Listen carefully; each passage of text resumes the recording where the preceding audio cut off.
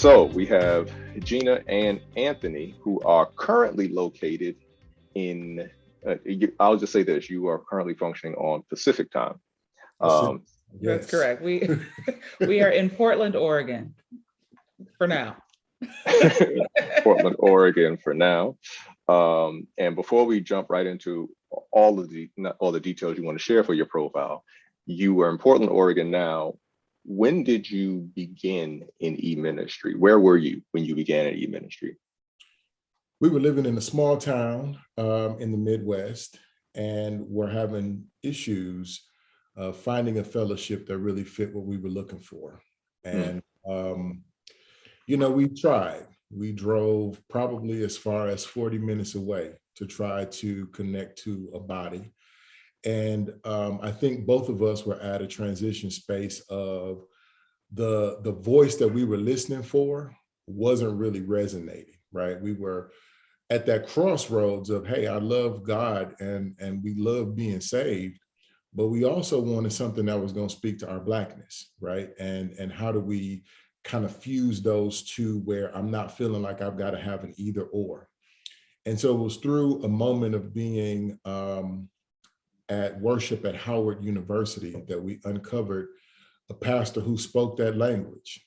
And it was through that moment that it was like, hey, this is exactly what it is that we've been looking to hear. And what started off as Sunday morning live streaming quickly became a, hey, y'all know we have an e-member thing. I was like, I didn't even know that was a thing. Yeah. But that was really the start of it, being in that small town, looking for something that wasn't just church to say we could fulfill that time on Sunday morning. It was, I really want something that speaks to me. And even when we were traveling back home, which was a 3-hour drive, what was common and what was at that time the home church wasn't feeling it. And so it was like, I don't even know that I need to do that. And quite frankly, once we got connected to the e-membership, when I would go home, I wasn't getting up going to service out of obligation. I was still participating in the ministry that was speaking to me on that basis of what was really missing. And so that's traveled with us from that small town to where we are now in Pacific Northwest. And likely will be continuing as new opportunities continue to present themselves, no matter where we would be in the country or even globally. So let's talk a little bit about that. I think it's important for people to understand when we talk about e-member ministry, especially during this time of everybody being virtual. We're not just talking about people who watch you online. We're not talking about the people who just, I'm not going to church this Sunday. Right. E-member ministry very specifically deals with those who have engaged you online and will probably, for the most part, unless it's a random visit one day, continue to visit you online. They may never physically step foot in your facility. So I would like to just talk a little bit about what that looks like. You two, in terms of your profile, who you are. You already mentioned being in a small town in the Midwest and being in Oregon at the moment. Can you share comfortably whatever you would like to share who you are? If you just had to kind of give your quick profile, just take a little time to offer that up. Sure. So as Pastor Huff has said, I am Gina Hatton Cobb. It's spelled Jenna. Yes, I know, but it's Gina, and born and raised in Milwaukee, Wisconsin. Professionally, I do clinical education for a medical device company. I've been there for 11 years and travel around the Pacific Northwest, educating folks on diagnostic technology. So that's kind of what I've done. I've grown up in church, grew up to be Baptist, and then eventually in the non-denominational church. And so church is part of life for me. That's an important part of this story, I think, as we're talking. And so let's see. And then from Milwaukee, we've been gone for 6 years. Yeah, 6 years now, away from Milwaukee in 2 different cities. And and Anthony pretty much wrapped it up in a nutshell of the short version of the story of how we found e-membership. And And then I'll turn that over to you to introduce yourself, or should I say more? No. Okay. So Anthony Cobb, I've acknowledged that part of our movement has been, quite frankly, around career opportunities, right? And I want to set that context specifically for the point of your project, Pastor Huff, is that, I wouldn't have just signed up to move to Portland, Oregon, no shade to the city, but there wouldn't have really been a reason for me to just say, hey, spin the globe and this is where we wind up. I came here for a job. We actually moved to that small town in the Midwest for a job. And so, my profile is I am an HR professional by day. And some might say that I've been successful continuing to grow and have new opportunities presented to me. And to Gina's point, still very much rooted and grounded in my faith. And so no matter how high I've ascended in numbers of organizations, my access points have been pretty significant by some standards of who I interface with on a day-to-day basis.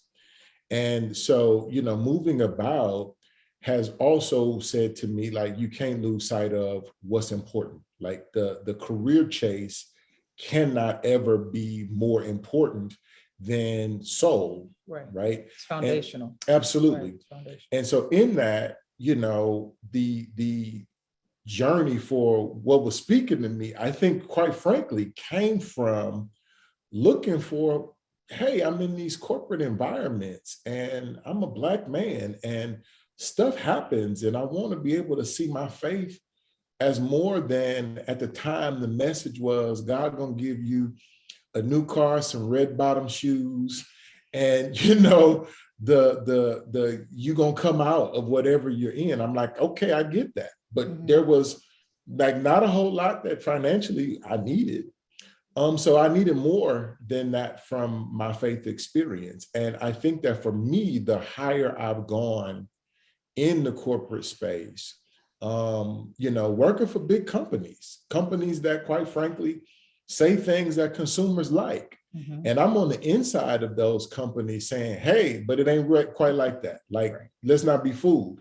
There's some kabuki theater happening, because what they say in front of you is inconsistent with what some people of color are feeling. My faith has been important to me in the work that I do, because it could be real easy to get seduced by the bag or the success or those things. And it's, I think, supremely important now that who I am career-wise is also continuing to be fortified and reinforced by my faith. And so e-membership for me has really been critical, because that's my way of tapping in to what helps me stay sane Monday through Friday. Right. Thank you for that. And I thank you for sharing too, because we need to be clear on your specific profile, although it may not be everyone's. Some people really look at things like e-membership, especially for those of us who are unfamiliar with those models. And people will presume, oh, it's the lazy people who don't want to go to church. Right. It's the people who just don't want to get out of bed, or they don't want to find a church at their local area. They just want to find somebody that they like. Your profile specifically, although you don't speak to be all, and you're not claiming to be experts, and you're not claiming to be consultants in any way, but your profile is like, no, we actually are very much foundationally grounded in our faith and in the church. That's what we want. We actually want the church. The issue is we could not find one that we genuinely felt connected to within our local area.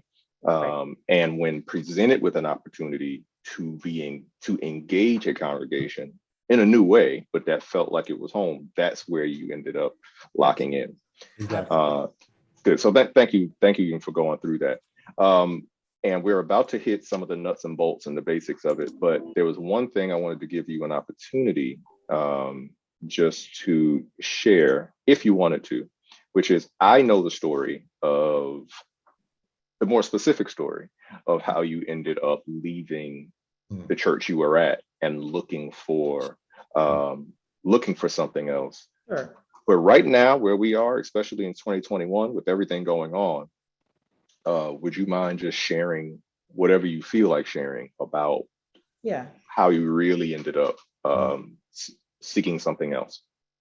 Yeah, it's an interesting story. It connects to community. It connects to, as Anthony said, who we are, how we show up in the world as Black people. The church that we attended in Milwaukee was one of the larger churches in Milwaukee, and we enjoyed being there. Foundationally, to its core, it was biblically sound. Could not Absolutely. argue with anything within the word that I received in the years that I was a member there. And he Agreed. was a member there before I Agreed. was. However, there was a point in time, and I'm gonna mix up the dates, so you have to support me on the dates. I know it was August 2016 or 17. Either way, it was in August. We were living in Michigan, still in the Midwest, but going home to Milwaukee to attend church. But that Saturday night, we were out. My mother called and said, "Be careful coming home. There's something going on in the city, the hood, really. Something going on in the hood. Not sure what, but be careful which way you come home." Okay, fine. Well, we find out later that what happened was a young man was killed by a Milwaukee police officer. And because of that, the city, or that area of the city, protested in what some would call a riot. And that part of that neighborhood was destroyed and burned. And I'm gonna just interrupt just a bit. Yeah. A part of the city that some will call the hood, but I think it was a part of the city that had been neglected. That's it. That's long before the issue was happening, and there have been outcries of people in that community from, legislators. There were schools that were once pillars of the community that had just like gone all the way down and lost their way. And so you're talking about a community that was already suffering, and all they needed was one final straw or a tipping point to like have this eruption where the oppression just cannot be contained anymore. So that is significant to the story. So that Saturday or Sunday morning, we go to church and we leave. And it bothered me, but I didn't say anything. It bothered me that no one in the entire service said a minimum of pray for our city. Nothing was said about what happened in the city. A city where I don't know the specific demographics of the church, but you just got to know Milwaukee to know that at least 60% of the church is probably from that neighborhood. That's just how Milwaukee works. And to not mention it was off-putting for me, but I'm also very judgmental. So I didn't say anything right away. I was like, maybe it's just me. Then Anthony mentioned it, and we got in the car, and I said, I was thinking the same thing. Just off-putting. It didn't take us away. Fast forward to the following January, when we were in Washington, D.C., we hear the pastor that we are now under his leadership, and it's talking about, the Blackness, social action, social justice, all in conjunction with Christianity and biblically sound. Like, this is it right here. This is what we were missing back in August. But that we still hadn't left. February comes, we go to church again in Milwaukee, and it is the last Sunday of Black History Month. And there's a white pastor, guest pastor, preaching. Nothing wrong with what he says, but it's Black History Month. Can we honor Black History Month? We get 1 month, 28 days. Right? Can we get that? And he was preaching the last day of Black History Month, which was the Tuesday night Bible study. And that for me was just like almost a slap in the face. It felt very tone deaf. It felt very disconnected from community. And because of the times, my own maturity and growth as an individual, ours collectively, Anthony's individually, we were needing something that I don't think we could articulate at the time, but those instances, because they were off-putting, because they felt disconnected, because they felt like they didn't serve the people in a different way, it was like time out for this. Like we can't just go to church. It can't just be, it's got to be more to it than that. That feels good. I want that. I need all of that, but that can't be it. And we went back to January, and that's what resonated, and that felt like the sweet spot. Mhm. So you had that experience, you heard the pastor that you are currently under, and when you did, if I'm correct, as you kind of found out a little bit more about that pastor and learned a little bit more about that, you were introduced to the fact that that church offered e-membership. Mhm. Yeah. And that's when you began your walk into that. Okay. Let me add one more final piece to that, because I think the timing is coming to light now. Mhm. Because when we happened to be in DC, it would have been would have been 16 into 17, because the Sunday in worship, Dean Richardson of Rankin Chapel gave an invocation that had most of us in tears, because it was right after the election of 45. Mhm. And so the context of where we were was like, hey, not only are we a part of this worship that, to Gina's point, biblically sound, it had the type of worship style that we like, but it was missing the signal, the sound that we were listening for.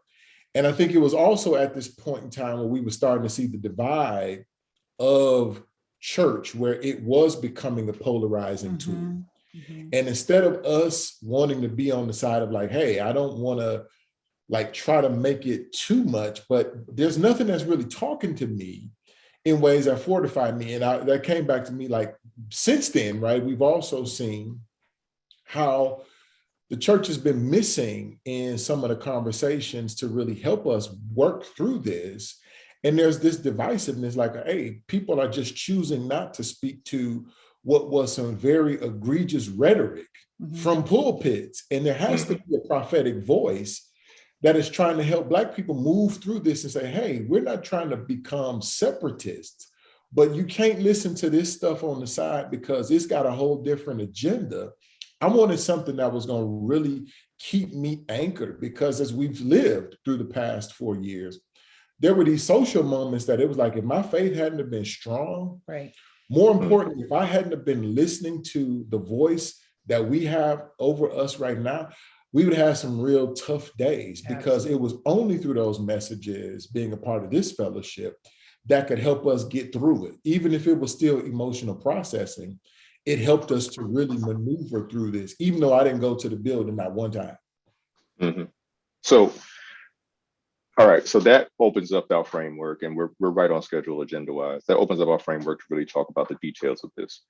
And you introed it the way we need to, which is to openly say, look, developing an e-member ministry, or opening up yourself to have the resources and the tools and the ability doesn't necessarily matter if your church itself is not speaking to whatever people may be looking for at that time. In a previous conversation, we said, the technology is nice, but what you're really doing is you are wrapping the technology around your church. Right. So whatever your church is doing is what your church is always going to do. Whatever your church is, whoever it's drawing, whatever it's appealing, whatever the case is, that's what it is. So if your church is not necessarily being as effective as it can ministerially, wrapping tech around it just means now you're just opening up for more people to register. Your church isn't doing all that it can. And if your church has good quality, then putting tech around it means now people can really see that good quality. So let's go to the basics of it. You ended up as a e-member. How long after being an e-member did you end up in a position of leadership with e-membership? I think it was a year. I think it was a year. So you ended up being voluntold. Thank you. Yes. You were voluntold. Voluntold. We were announced. Because I don't think there was any communication. I thought about it after the fact. That newsletter came out and we were in it. You right. Yes. You right. You So are this was right. 2017. Now that you bring the timing Yeah. back around to 2017 that we became e-members. And then we individually had gone to the church in person. Just happened to be in town. So if I'm here, I'm definitely going to stop in, met some of the leaders of the church. And then we finally in 2018 were there together. That's right. And we met one of the staff pastors, and she insisted that we take a picture. And so we were like, absolutely. She's like, we've got some of our e-members here. We're going to put this in the newsletter. This is fantastic.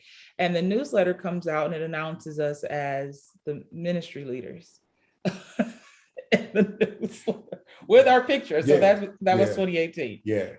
And it was, I think it was an energetic moment of like, hey, some of our people actually came to service. We're like, yeah, we're here. And me being me, I was like, hey, whatever we can do to help. Right. By all means. And then we had help. There were some ministry things that we were able to Absolutely. do from afar and contribute to some things and support some efforts. So we've done that. I think we talked about that in our conversation as well. Yes. And that eagerness became look at our co-leads, and we're like, oh, wait a minute, now hold on. We willing to help, but we didn't necessarily have that in mind. Right. So this is great. In the light of, I had obviously I've spoken with you two before, and you both allowed me to speak with another person who I will go unnamed, but another person who is actually very active in e-member ministry, not only at the church that you are active in now, but at another, maybe one of the number one most known churches in this country. And one thing that they revealed is something which you just highlighted, which is this was all trial and error, right? So even the large churches, even the mega churches who are doing this e-membership, and they have the great graphics and they have the PNGs on the screen, and you can email this and send this in and we'll bring you in. Yes. Behind the scenes, we're still functioning like even some small churches just scraping and going, hey, you're going to do it? Great, you're in. Right. That's pretty much it. Right. You seem like you can lead. Come lead this. And that leads to some new issues that we have, which is what are, in your opinion, the must-have? So you've been able to see a ministry grow, and we need to discuss that for everybody who's listening. This is a liminal space, right? You started off in a trial and error moment. Mm-hmm. Yes, you do e-ministry, but you're still trying to figure it out, but you're still ahead of the curve. Most churches aren't doing e-ministry. Most churches aren't virtual. So yeah, you can make some mistakes, but that's all right. You can, navigate things. And then everybody goes virtual. Right. And now you have a completely different engagement with people. What used to be exclusive to certain members is now available for everybody. And through those transitions, there are some truths that you both have recognized in terms of what do you absolutely need and what should you maybe hold off on if you don't have, if you don't have those things. So must-haves, let's talk about it through three stages. Number one, what's the mentality? You were voluntold or appointed or announced. So we already know maybe that's not the best way to find your leaders, which to some watching now, especially if you're pastors, might offend you because sometimes churches get used to doing that anyway. But what's the general mental understanding that someone should have if they are looking to start an e-ministry? What are the absolutes, no questions asked, you must understand this and be prepared for this? Status quo, number one, is out of the door. You can't hold on to what was, or what you're used to doing in the four walls. It's beyond that. So if your mindset is, if you're intent on keeping your mindset narrow, it's probably not for you, or hand it off to somebody that's open and let them run with it.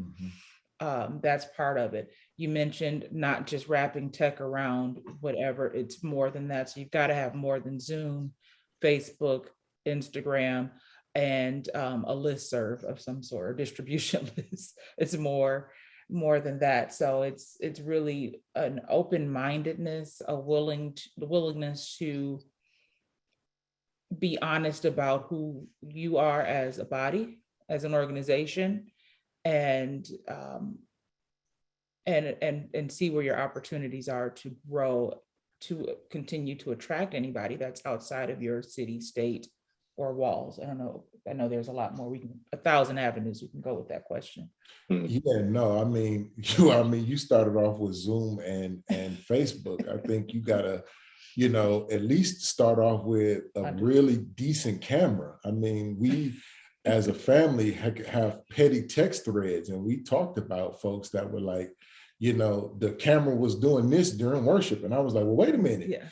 Jesus don't mean to make me dizzy, right? Can you just get a tripod with a stand or something? So that if you're going to do this thing across the table, that there's lighting, right? There's a level of excellence that you have to commit to at the level that you're at. To your point, the larger mega churches that can budget for certain tools probably are going to have a different level of production. Absolutely. But irrespective of where you have the investment, like there has to be a mindset towards disruptive excellence, right? You have to be able to disrupt what you know and what you've done, but that should never come at the expense of some basic things that you can do to make your experience with people an excellent one. The same way you don't want that mean usher greeting people on Sunday morning because they're going to turn people off, is the same way you don't want to have a bad experience with people, even though it might be one that's virtual. I will add to it, the key thing that I think was for us at Insight was infrastructure. It goes to your point, like you can't volunteer somebody because they happen to be like conditionally what you think an e-member leader would be. Like, I'm not a pastoral minded person. I don't have a problem taking orders and connecting the dots with how does this work from, giving messages and being the voice of something. But at the same time, I felt like there was always this gap because I wasn't in rooms when church planning was happening. So this was a bolt on. Yeah. And we were trying to fit these e-member exchanges into what was being planned in a completely different ecosystem. I was like, no. Right. No. You need a staff pastor who is pastorally minded, who understands every initiative, every program, every offering. And now they're responsible for taking their digital acumen and bringing to life the exact same experience that people are having in the sanctuary. Because I don't want it to just be a streaming exchange and we think that we're engaging people because they say amen in the comment thread. Mm-hmm. That's good, but there has to be something where from the center, this is connected. So, we've been having some discussions with where we are, and I've been very, very adamant to say, I don't want this responsibility like this. Right. Tell me how to connect into what is being planned. I don't want to plan off to the side because there's a need to make sure that there's consistency of the pastoral voice and, quite frankly, the pastoral requirements to engage people. It's just a different. I'm not a pastor. My tolerance is way different. So I was like, look, you can't be texting me. You can't be emailing me. I don't have nothing to answer, right? It's like, I'm not going to misspeak on behalf of the ministry. Or the responsibility for that soul. Absolutely. Right? Absolutely. So that's that structural thing. I don't want to miss that. Like it's a key part of how do you build the thing to be an extension of that great congregation that, to your point in words, you're just wrapping the technology around. Right. And one other thing that we insisted on including was a chaplain of sorts, because the same way in your church, if there's a small church, if there's a large church, there's either cells or the senior pastor possibly in a smaller church is responsible for that outreach, that close touch, the prayer when needed, et cetera. We needed to have that for e-members. And so one of the things that we discussed and ended up finding somebody who was she was in, well, no, she was remote as well, but Mhm. then I think she eventually Yeah, yeah, moved in yeah. town. That's right. So she eventually moved to town, but initially was remote, and she was the member chaplain. And that Mm. was significant for us because of needing that interaction and Absolutely. needing more, and to make people feel connected. Who do you call as the member if you're a family member, if you Mhm. yourself are in need of prayer? Who do you call if you just maybe not a counseling, but just need to talk and feel more connected? So we did have that, but that was not at the onset. Yeah. That was something Mm. that came about Yeah. through discussion, Yeah. because there was more and more being asked of us, and being supportive of members, and neither of us being ministers or pastors. It was like, I don't know. I mean, I can pray for people, that's not a problem, but in that leadership role, or in a way that people are turning to or wanting to call Absolutely. me, I didn't feel comfortable taking that on in that way. And so someone who was intentional about that filled that role eventually. So it sounds like please correct me if I'm leading you the wrong way. Um, you should, if anybody's considering doing e-member ministry, you should view um, your virtual engagement as its own campus, right? Some people would say you view it as, maybe another ministry, like a youth ministry or something of the like. But whether it's another ministry, whether it's its own campus, whatever the case is, you need to have, like you said, the infrastructure to say who is representing the pastoral vision in this Absolutely. place. That's absolutely Who is actually going to do, like you said, if you're not in the room when the discussions are happening, then Yeah. how you engage the people online is completely just up to you to figure out. And you both are professionals. You both obviously are relocated several times. Your time and schedule is very different. You in another time zone. So asking the two of you to cover all of the needs that come with e-members, not only was it not considering the fact that you might not be called to that level of pastoral ministry, right. you just didn't have the time or the Right. ability, Mhm. or Right. you have other stuff to do. So let's talk a little bit about the personnel. You gave us a bird's eye view of all these various things. Let's talk about the personnel. You already established that somebody should absolutely be serving in some pastoral capacity, whether that be a chaplain or otherwise. But are you okay with the chaplain, or do you also think somebody should actually be, or if it is a chaplain, that they should actually be in the room physically, part of the physical staff of that church?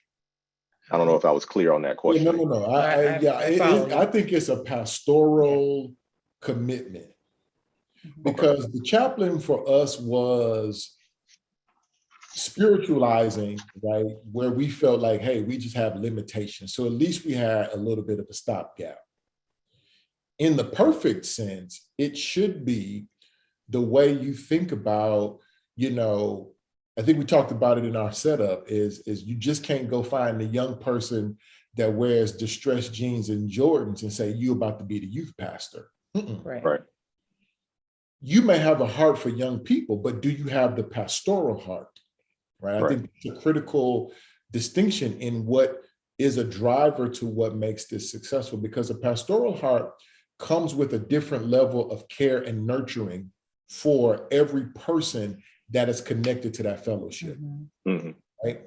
Connected to that, though, is you don't want to have somebody who is stronger and only the pastoral mind, but does not have any orientation about the digital ecosystem. Mm. Right? So you want to be able to say, like, what does it mean?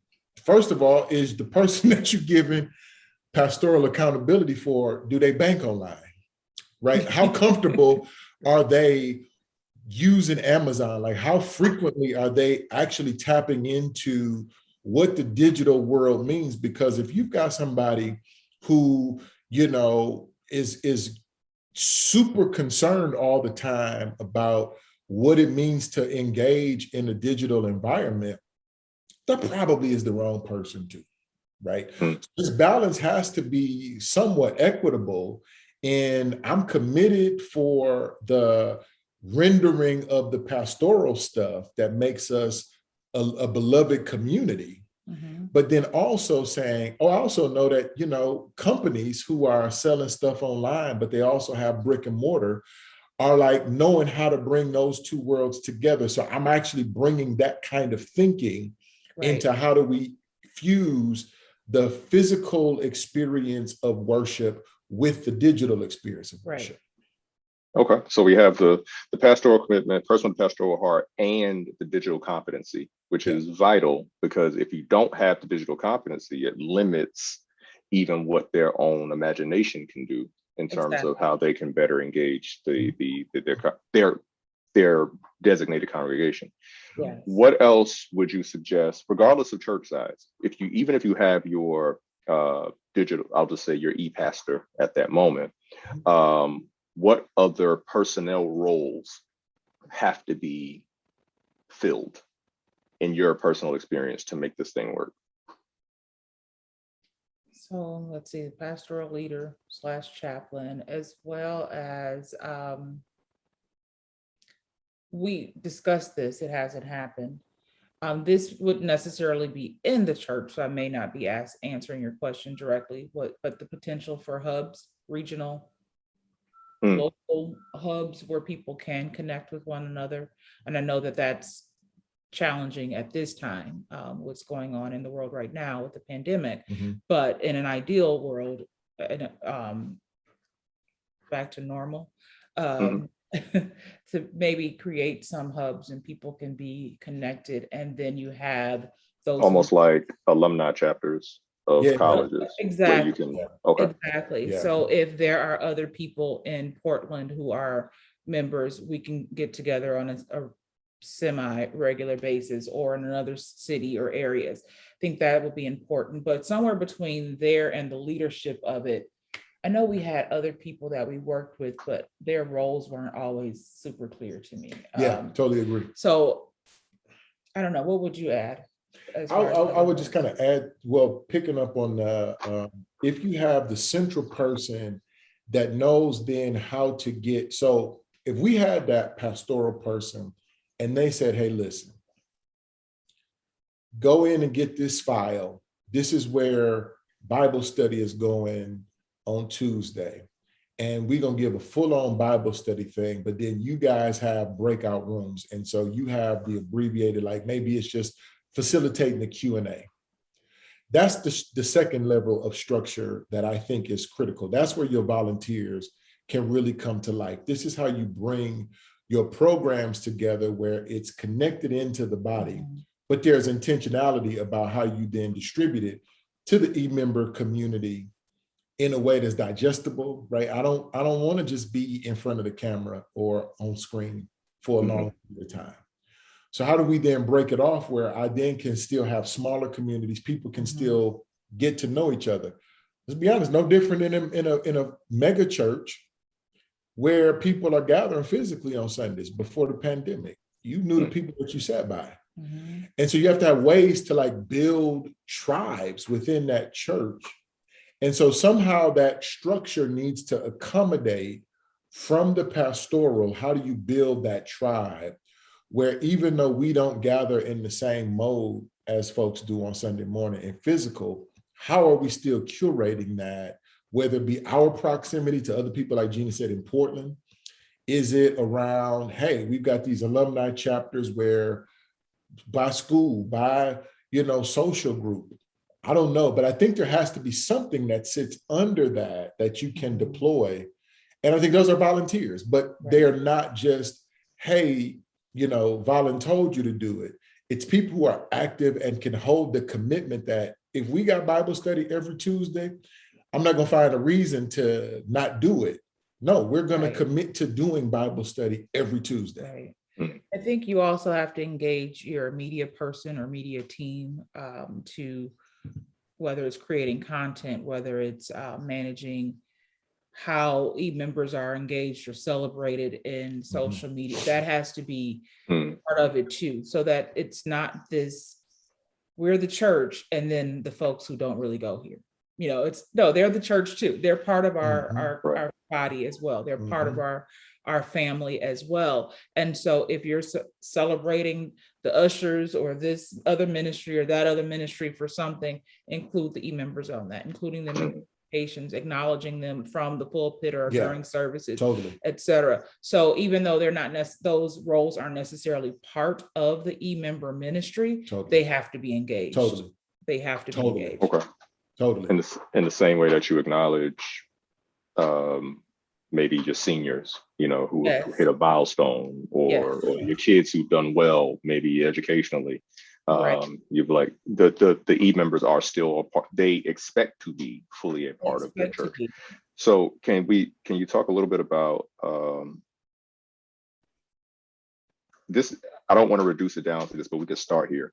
What does Sunday look like in terms of operations from an e-member standpoint? If you're leading a ministry, Sunday morning happens, obviously you have your sermon on Sunday, you have your service.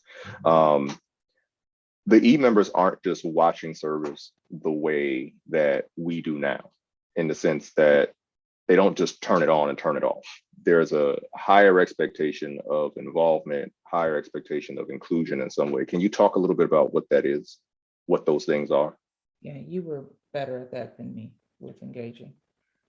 And I think the engagement, because it was trial and error pre-pandemic, and like very, very mild in the early days of the pandemic, was trying to get some type of weekly communication out that was specific to the e-member community. We actually had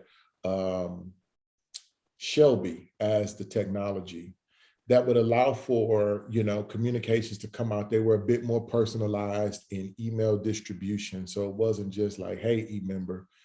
We could tailor it to say, good morning, Gina. Good morning, Anthony, right? So you had that where it was more of a personalized, but it was only written communication. And connected to the sermon that had happened on Sunday. So it would be kind of a recap, follow-up application for the week. But on Sunday itself, it didn't feel much different. It didn't have that appeal. Okay. I think there were times, you probably have forgotten this, but there were times when Anthony was more so doing it than I was, in the comments, would engage people more.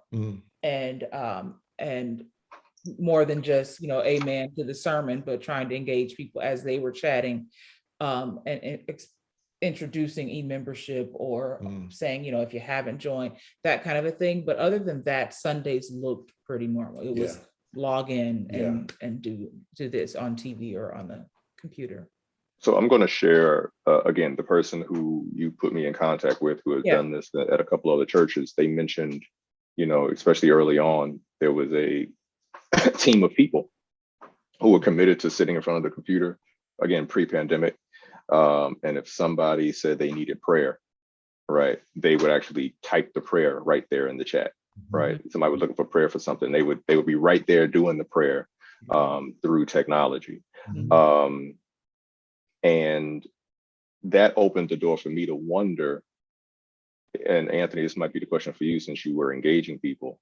Do you engage people? It's just me wondering, do you engage people throughout the entire virtual service?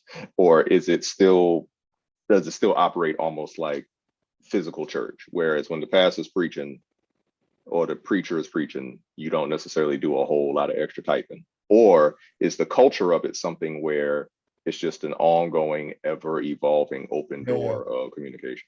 The culture of it was more so during sermon time. It was the typical way we call it, respond. Right. Amen, preacher. That was a good point. Hashtag what he just said. Right. So it wasn't a back and forth in terms of the community was coming together. I think the community was just releasing how they normally emote on a Sunday morning. And I think that it was pretty much the choice moments of where you would get specific integration was offering time, right? Options and how ways to give. And at invitation time, here's how you can join, here's where you can call if you want prayer, or to that point of the person who was really furiously typing a prayer. That didn't happen a ton, but it was kind of like part of how it was happening. The unique thing was that channel was through, I can't think of what the name of the tool was. It was like a media player. Yeah. I would be engaging more so through Facebook. So it wasn't like it was even synchronized where the entire community was communicating. People were seeing, yeah. Right. Okay. So you just said something I think we need to discuss. How did you navigate if somebody wanted prayer, if somebody wanted to join? What are the methods that are employed to be e-member ministry? What's the process? Let's start with somebody wants to join. What does that look like from them? Yeah, so there's on the website a link and a form that you would fill out as an e-member saying that you wanted to join. You know, giving your specifically an e-member form, not a general. member. Okay. Yes, and then you would receive communication from the church essentially, and from the pastor at the time, not the senior pastor, but the pastor of the ministry, saying, "Welcome to the church. As we welcome you as an e-member," and basically you're given full rights, privileges of being a member of the church. Here's the vision, the mission of the church. As we became the ministry leads, one of the things that we were working on was to also include new member fellowship or new member training, not training, orientation. Thank you. Because that's what you would typically do, or our experience in church is that we would typically have some sort of orientation to align you with the goals, the mission, the values of the church. And then also the other ministries, what's going on. And we felt like just because people were e-members that they should not be exempt from having that. And it may give some more connection. And then with completion, the goal was to give a certificate, et cetera, and then have them be acknowledged as full-fledged members through the e-member ministry. And it was an online, more of an online curriculum. Yeah, which leads to, again, why it's important to think about what you are trying to make this thing be from an e-membership as an extension of the church, because one of the early conversations that we had even about the online orientation was, if you really want to engage people in the digital space, you can't just throw up a PowerPoint slide and expect people to read through these densely worded PowerPoint slide decks that are like 29 slides long and think that that is the way to say you're a member of the church. Like, it's good to say it's better than nothing, but what about adult learning? Does that facilitate? Nothing? Right. What does that really mean in a way of creating an engaging experience? Well, that same slide deck might be very useful when a person is doing a 4-week, in-person, before worship, face-to-face overview. Might be great then. But if I'm doing it and I'm sitting in my living room, I'm gonna fall asleep because that lacks the engagement. And it's still trying to create a unique experience for somebody who's virtual. Have them plugged into the purpose. I totally appreciate that. But these are the kinds of things that your structure of a team has to be able to bring to life. For everything that you have traditionally done in a physical space, it's got to feel different. And you got to take those things into consideration when you start going into the e-membership space, if you want to do more than just stream. If somebody does join through the e-membership, some churches do things like appoint in person. They would appoint you some kind of team member or a deacon or something like that to walk with you. Is that the same when people join through e-membership? Are they offered some kind of teammate to walk them through? Yeah, we did not have that. I think that's something to be considered. Okay. Let's double back really quickly. If somebody just wants prayer, they are an e-member and they want prayer, they have their own designated line to call for prayer? We had a person. You had one person for One the person. prayers of everybody?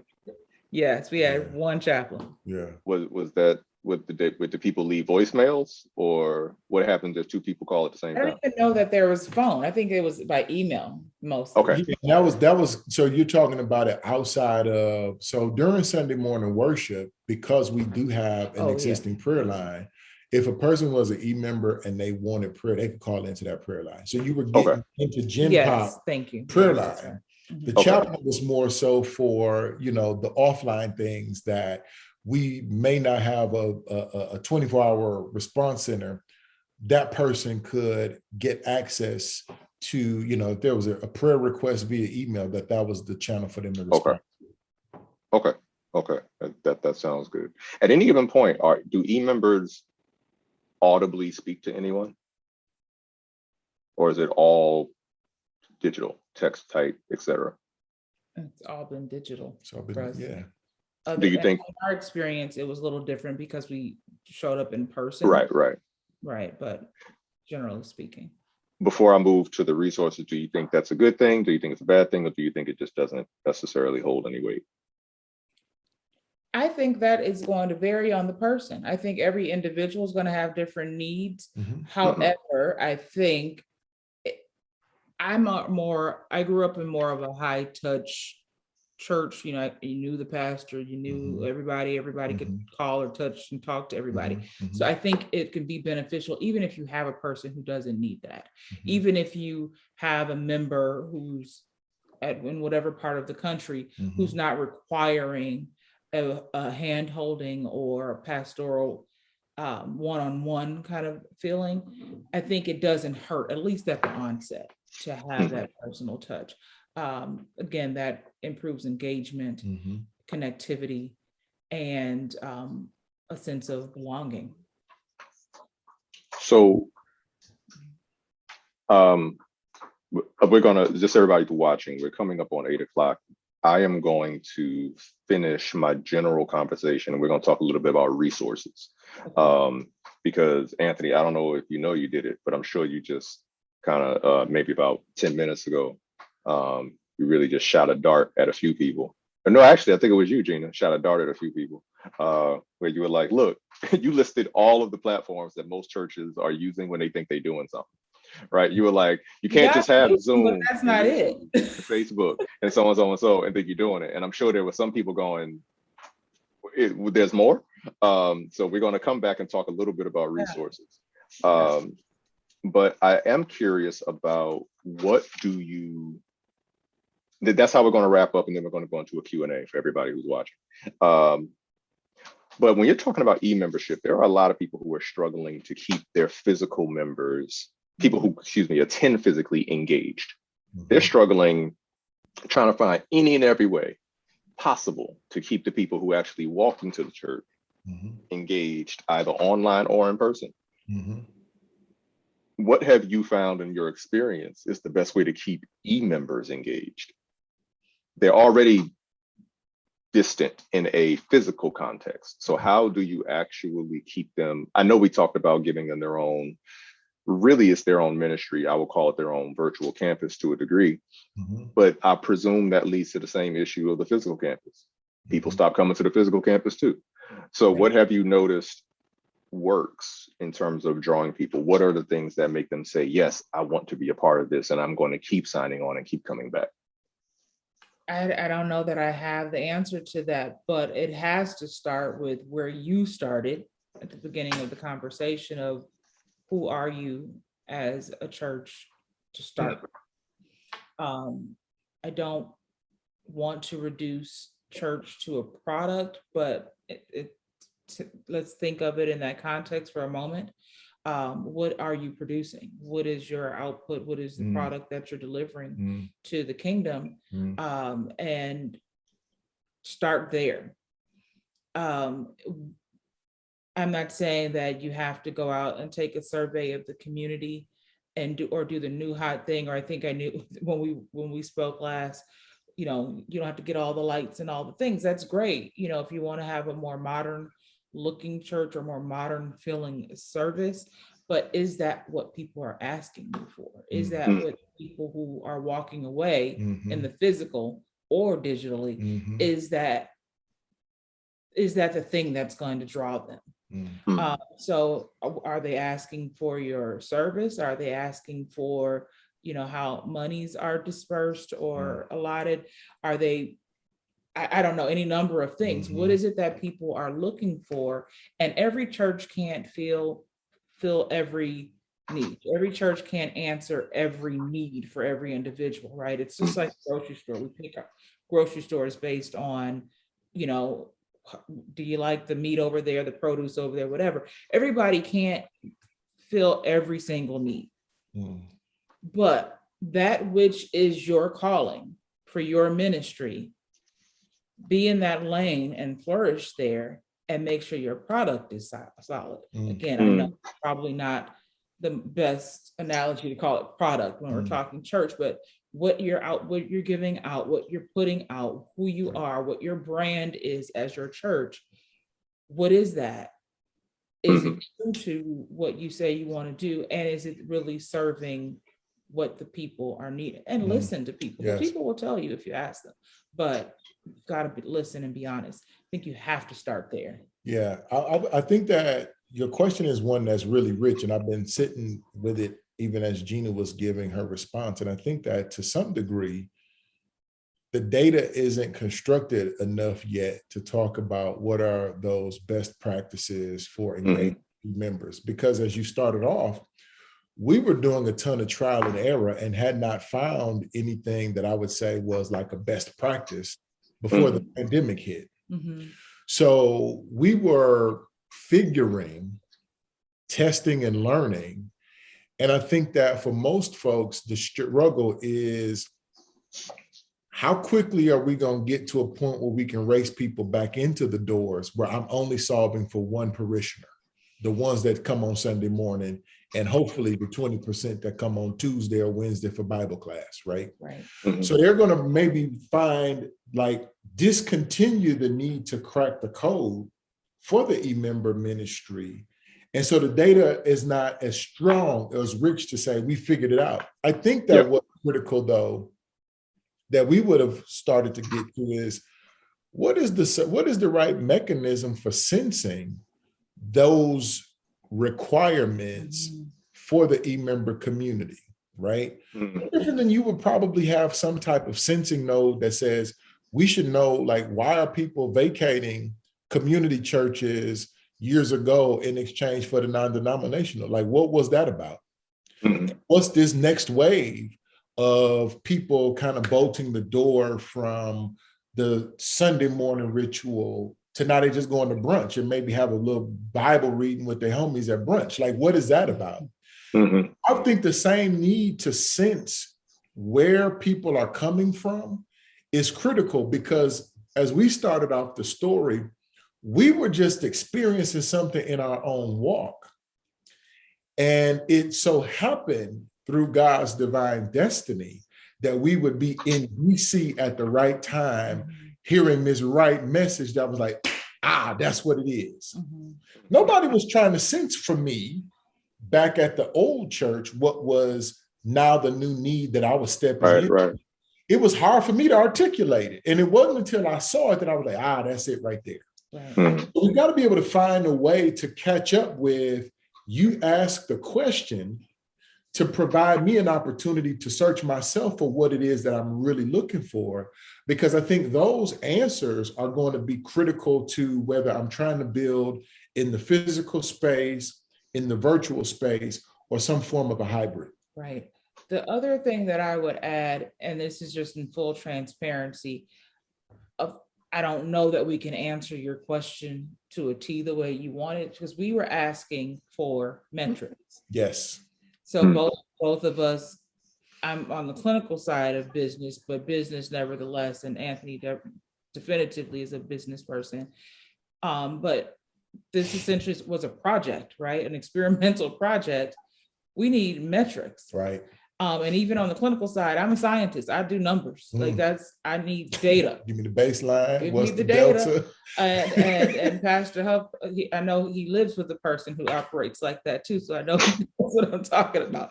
But there's so we were asking for that. Do we know how many people we have as members right now?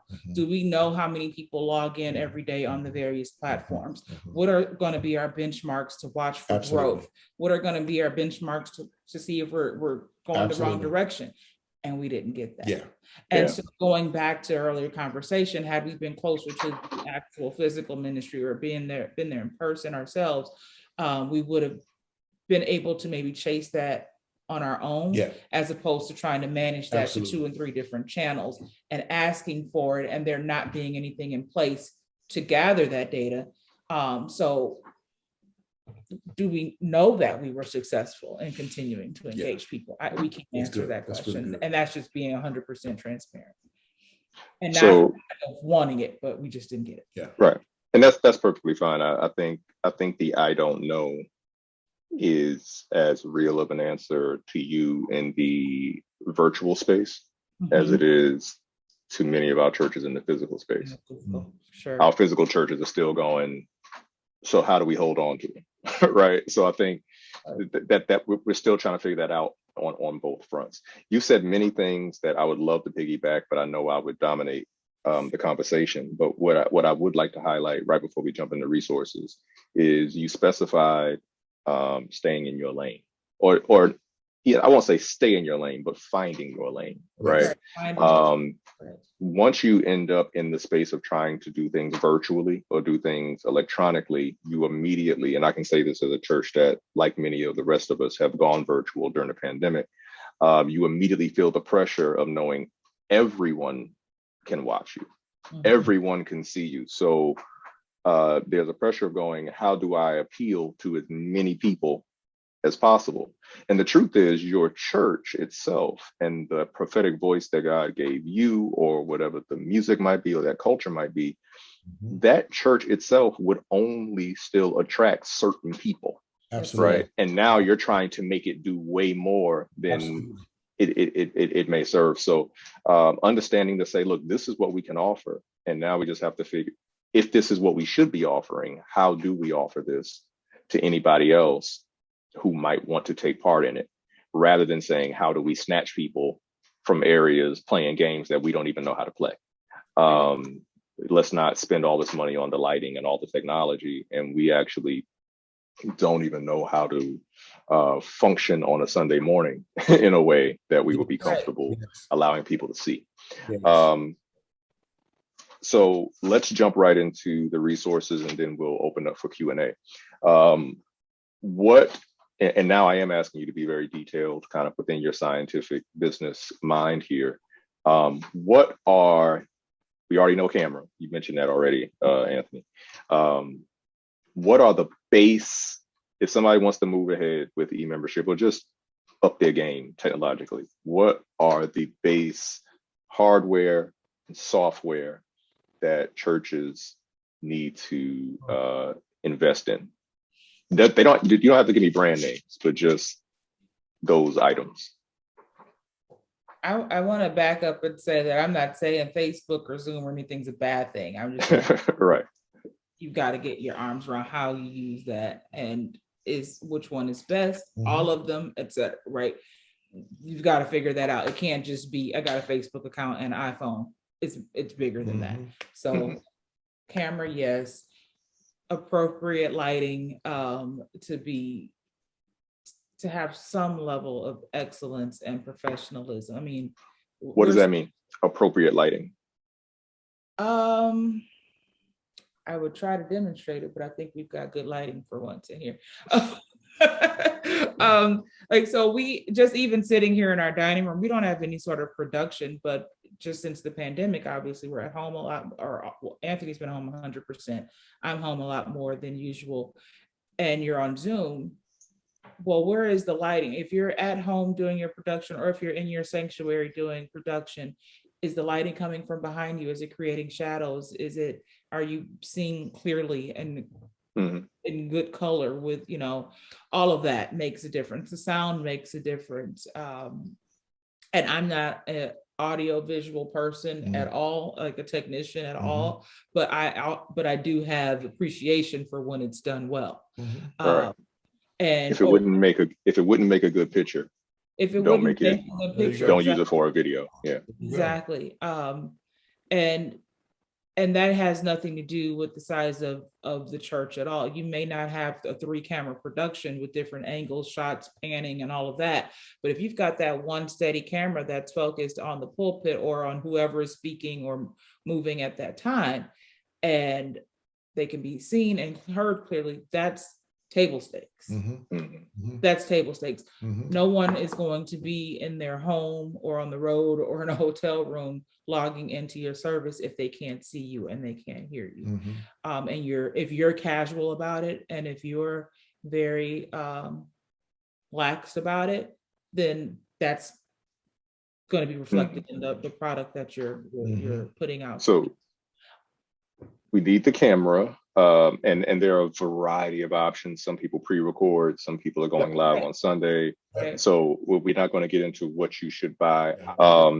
You mentioned appropriate lighting. There are so many options out there for lighting, from professionally to ring lights to all these things that you can find. Sound is I'm a stickler for sound. I don't care if the image looks amazing, but the sound is terrible. I don't want to listen to it. I'll cut it off. Nobody wants to hear terrible sound. So you want to make sure that you have good sound. Going on YouTube saying best mics for church can easily, and if you give yourself a few hours to go down wormhole, you can find those things. So we have camera, we have lighting, we have sound. What else? I'll add the thing that I feel is critical that doesn't require a dime. It's a piece of paper, some time, and putting together a plan. Because at the end of the day, if you really say, I've got those artifacts, I've got the right camera, I've got the right sound, you can find somebody to give you a little intro music and a snippet, and you can put the flyer together every week. Yep. But at the same time, right, these platforms that are called out are very useful platforms. Who's on Facebook and what are they typically on Facebook to do? Who's on Instagram and what are they typically on there to do? Who's on TikTok? What is a YouTube channel?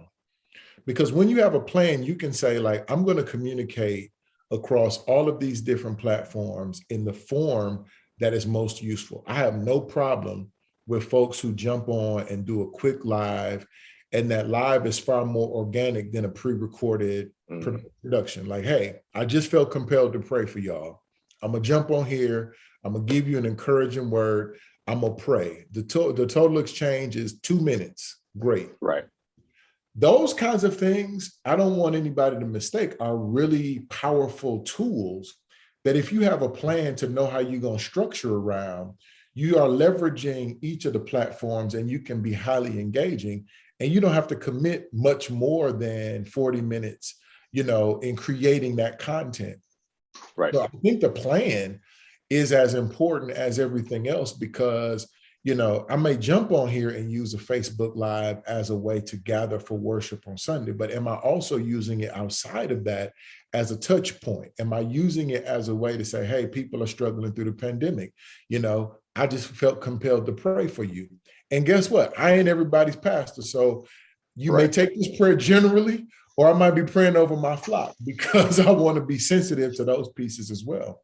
But if you have a plan, I think it's real easy to miss where some of those very easy windows and opportunities for connection are, that you may not be taking advantage of because you're like, oh, well, I just want to think about Sunday morning worship. No, engaging me is a full-on experience. The same way if you buy one thing from one store and you forget to click, I don't want y'all newsletter, they will blow up your email every day. I want you to think about engaging me with the same volume, but you don't have to think about it in sermons. It's quick doses, and that plan, I think, is a missing piece in many instances that people overlook. Your members might be on Facebook Live,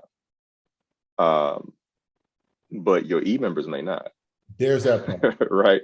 So, or your future e-members may not. So that's when you consider what does maybe Instagram looks like, or all these other platforms you might not be familiar with, which is fine, which is why you have other people Yeah. Right. who are more invested in those things. So making sure that we have a plan, the same work that we put in the Sunday morning, making sure that things are running the way we want them to run and that the music is what we want it to be. That same work. Time, be considerate of time. Yeah. Want the spirit to move, but you still need to. If we got a 9 o'clock start time on the flyer, let's start at 9 o'clock. Yeah. Let's some music or somebody pray. Something should happen at 9 o'clock. Cameras on, and also if you're talking e-members now, again, Zoom fatigue is a real thing. Sitting here doing this, people are doing this now in this space and time all day, all week. And where we may have been comfortable sitting in church for multiple hours, it's not necessarily that same thing now that we're sitting at home staring at a screen or the television for multiple hours trying to engage in this format. So timeliness is important as well. I'm not saying you've got to do everything in 30 minutes or 45 minutes, Right.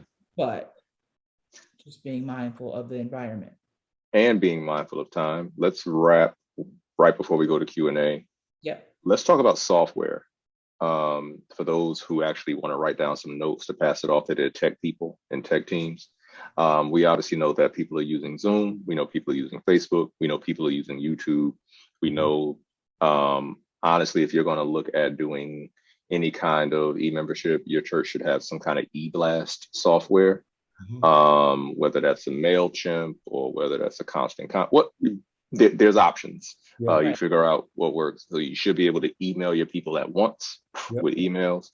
I know some people do auto phone calls and they do big chat text blast. Yes.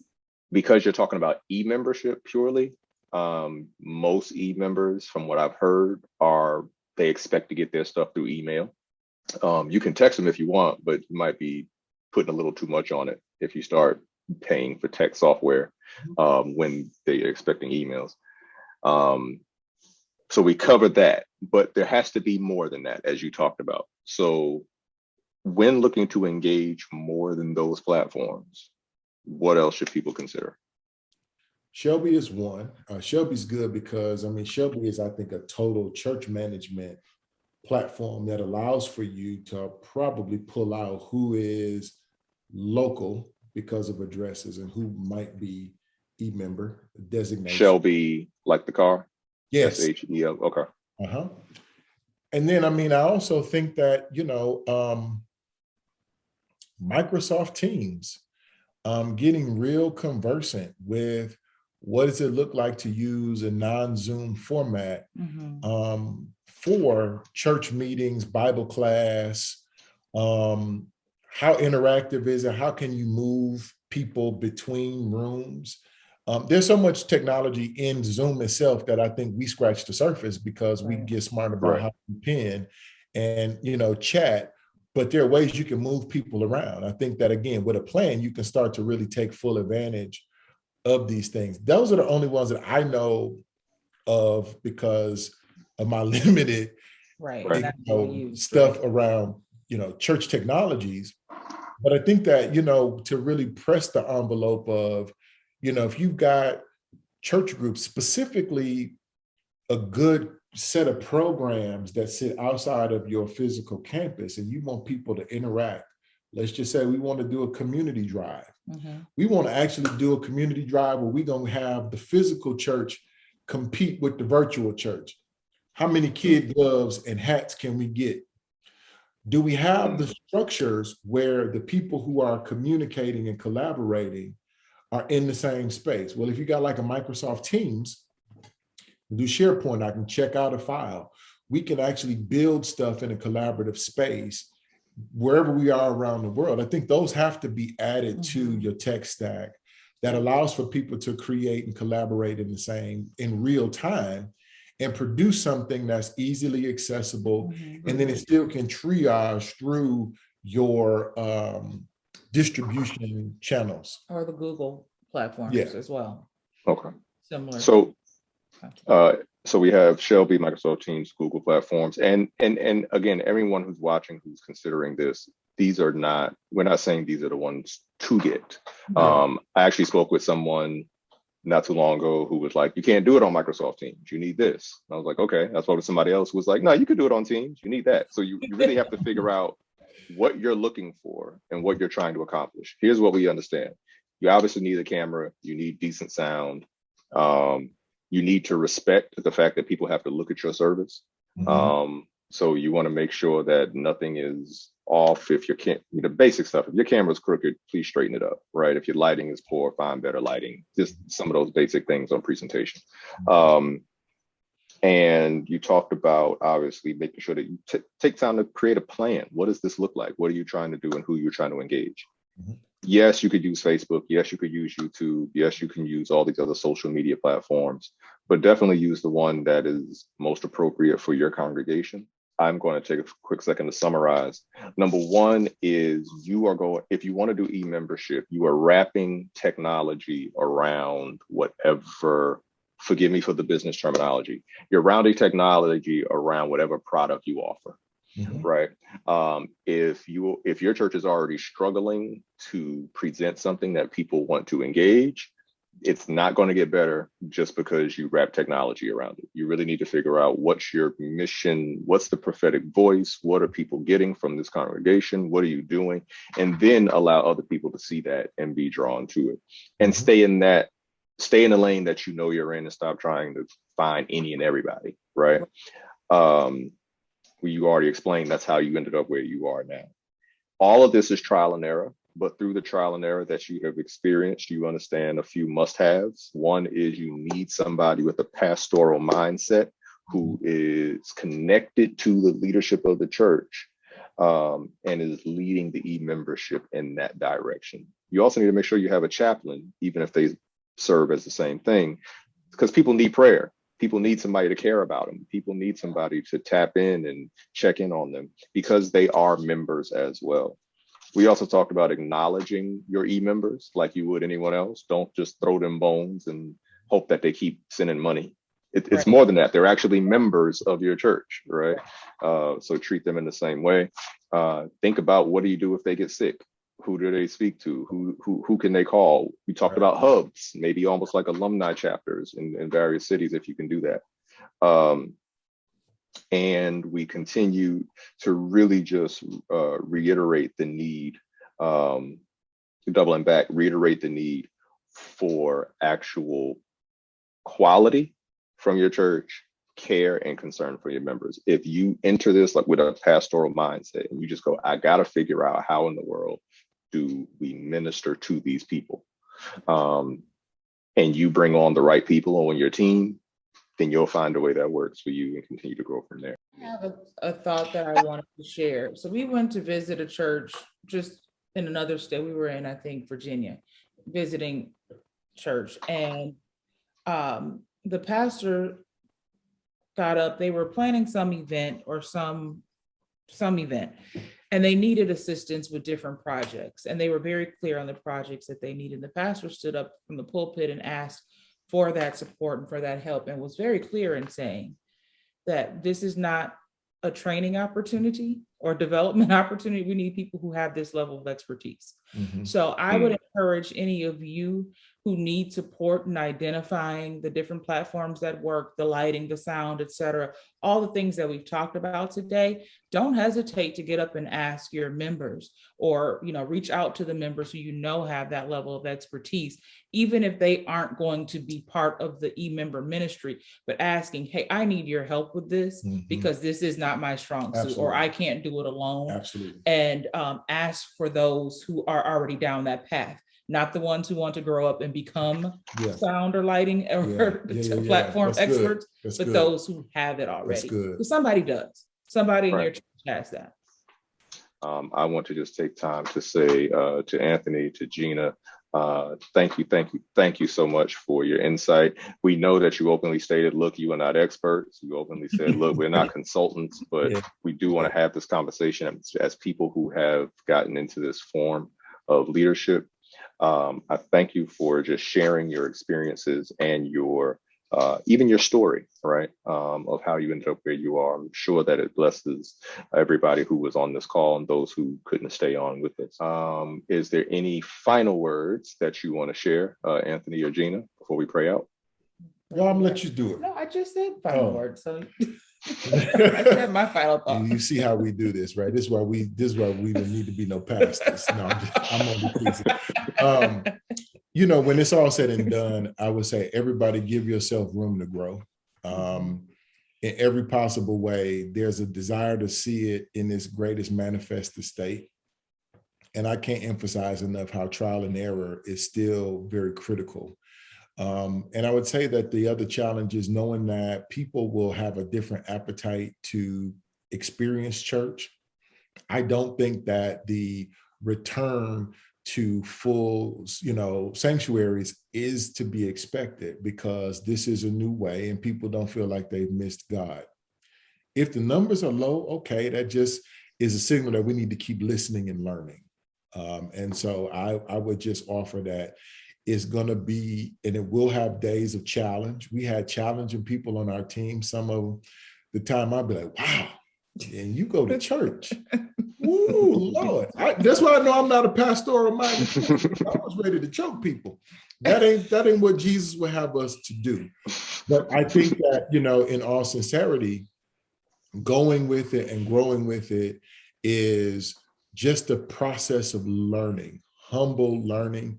And, if you can commit to that, it'll get to where you want it to be. The same way you'll feel comfortable with the folks that are listening to that message on Sunday morning that are in the physical space, you'll get real comfortable with what's the right altitude for how you engage the e-members. That would be my parting words. And I see the comments in the chat. So thank you for having us. And I'm appreciative for those of you who were listening and engaged. And if you got anything from it, Yes. it's all, we're grateful that we could be vessels for that. Yes. So thank you. Thank you, Pastor Huff, for the invitation. Yes. Oh, no problem at all. Thank you for accepting. And I have to acknowledge that the only reason I was able to have this conversation with you is because of the connection through my wife, who I continue to piggyback and ride her coattails and everything. So she happens to be on this Zoom call. So thank you so much for this connection, baby. Appreciate it. All right. Thank you. All right, everyone. You all have a good night. Good night. Take care. God bless.